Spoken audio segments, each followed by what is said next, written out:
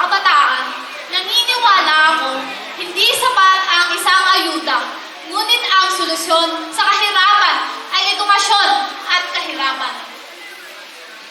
Sabi nga ni Benjamin Franklin, an investment in knowledge that always pays an interest.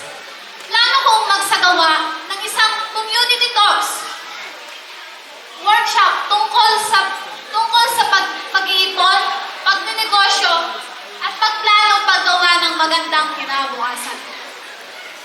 Dahil kung matututo tayong